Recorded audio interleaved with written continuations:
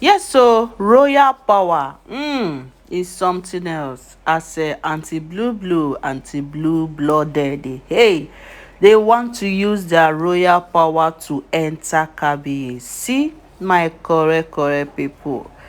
As her auntie and one of her daughters appeared in the palace seeking to have a word with Kabiyesi, my people, it was alleged, as it is rumored also, that the auntie of Olori Ronke and one of her royal daughter, who happens to be a princess in their land, appeared to the palace, yes, to have a one-on-one meeting with Kabiyesi.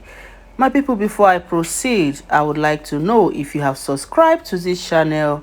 If you've not done, please do. And to my returnees, I appreciate you. Good morning, good afternoon, good evening, according to the time that this information is reaching you. I am here again. Let me get straight to the point because I have a lot. So my wonderful listeners, the rumor wey we dey hear now be say Olori Ronke aunty has stormed palace to meet with Kabiyesi, and the discussions that she had with Kabiyesi, she is trying to give reasonable points. My people, they said she raised a lot of points.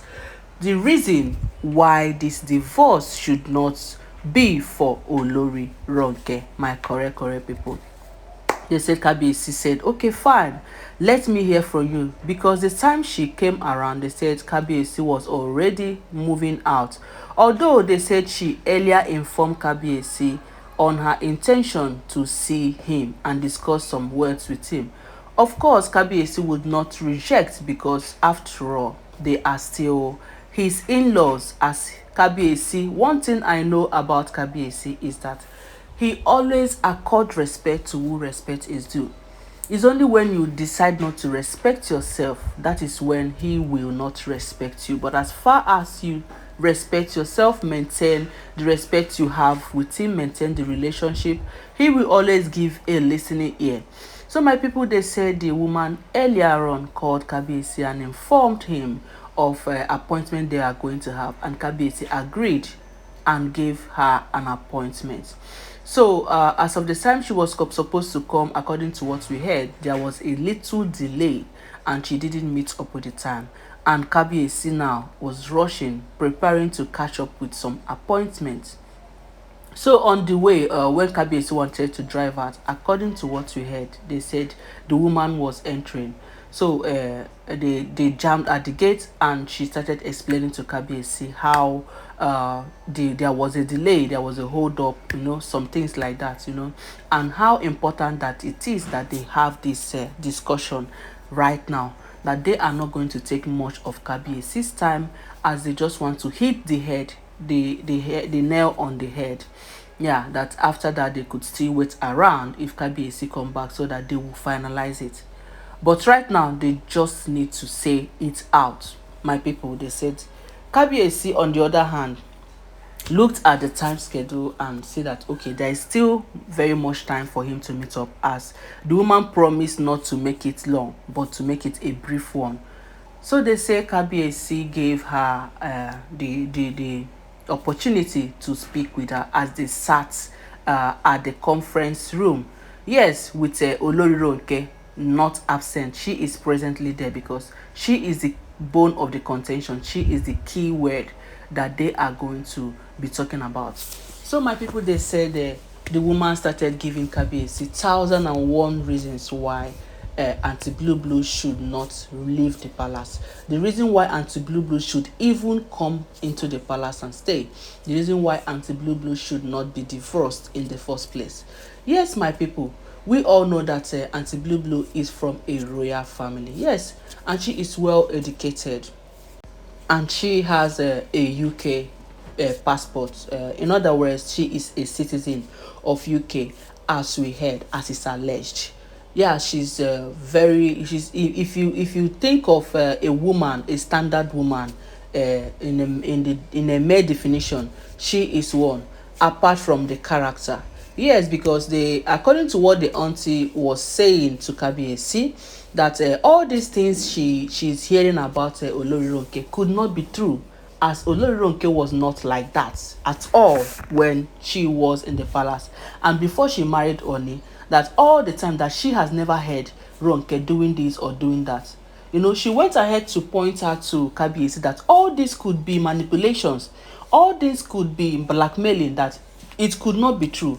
That Ronke that she knows is not someone who can be doing all this, giving all this violence in the palace.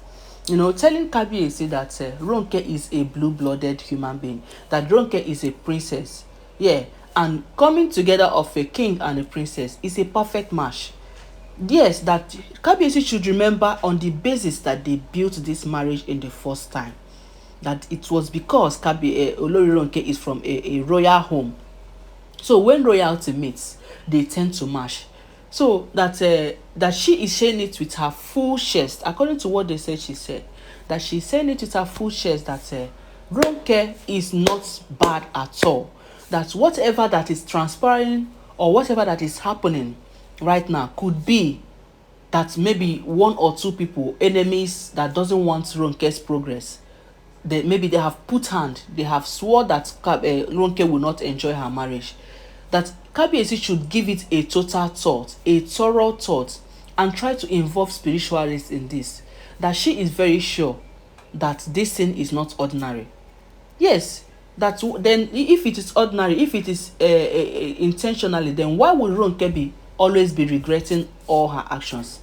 Yeah, because as we heard, as it's alleged, that Ronke will do something today, tomorrow she will regret. She will say she's leaving. She will not leave. Tomorrow you still see her there again. So that's what she kept telling Kabiyesi, that if this is ordinary, if it is intentional, if it is inbuilt, if it is the way that Olori Ronke is, that she would not be having remorse and she would not be having regret over what she did, and she would not be trying to be going as in to pack, and before you know it she will say she's packing out, that she's no longer staying. Before you know it she will return. That all these are just signs that it is not ordinary. Say person hand there, that it could be anyone who doesn't want Ronke to stay in the palace. It could be anyone who is not happy that Ronke is married to the king. That they should do a thorough investigation. That Kabiyesi should not just conclude, you know, that when someone that was good all of a sudden started misbehaving, that you have to go spiritual, find out a lot of things. If it is even possible, they should go secure and know whether the person's head is correct first, before he will now decide and say, okay, so all this you are doing is intentional, you know what you are doing. So the auntie was given a 1001 reason to defend Olori Ronke. They said it was not a small meeting, no, that she was throwing a lot of points, pointing out a lot of things that Kabiyesi need to do, that Kabiyesi need to verify.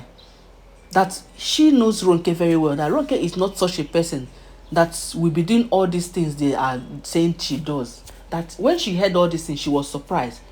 And when she asked Ronke, Ronke said, she doesn't know when she does it too. That all these things they are doing with Mariam, all these gospels they are giving, that she's not even aware. Sometimes she will get herself after when everything is done, and she will start regretting and she will start crying. That she's not aware whenever she wants to start doing it, that she will not even know when she starts misbehaving. So you know, they said Kabiyesi was just smiling all through, because everybody will want to defend his or her people. Yes, your mother will want to defend you, a mother will want to defend her daughter, a daughter will want to defend her mother. Yeah, everybody wants to defend their relation. So it is not a new thing. It is not like it's a new thing for Kabiyesi. It is much expected anyway, because nobody will come and you don't expect that she comes and starts blaming Ronke. You know, she has to do one or two things to protect Ronke's interest, at least to talk to the king. So my people, that is the information we are hearing. And when I heard it, I say, wow, this woman could really be funny. How can you say an adult doesn't know what she does? How can you say an adult cannot be accountable for what she does, that she will just wake up and do something, including sending bees to Queen Naomi? At the time we heard they sent bees as a package to him. So an adult will just wake up and decide to mingle with banned influences, and they start fighting over fighting someone who did not do anything to them. And others will just stay and carry somebody's picture to babalawo. All these things. Yeah, even though sometimes anybody is, it could be man-made. Anybody that doesn't want, like some people that we heard that they steal. You will see a daughter of a son of a rich man, and you will hear that they're stealing. What for exactly? So sometimes like that, it could be people that will do them. Yeah, if you go spiritual, you find out that it's someone that is manipulating them somewhere. So this story, my people, is alleged anyway. But if it is to be true, um I'm having a biased mind over this now, because for that woman to, because sometimes I hear all these things, I will begin to wonder if they are really true. But I'm beginning to think that maybe it could also be a manipulation. But it could also be that the person is intentionally doing what she's doing. She knows what she's doing. So it is left for Kabiyesi to decide if he will go spiritual to find out if it is true that this is being that she is being manipulated to do the things that she's not supposed to do, or if it is real that she knows what she's doing.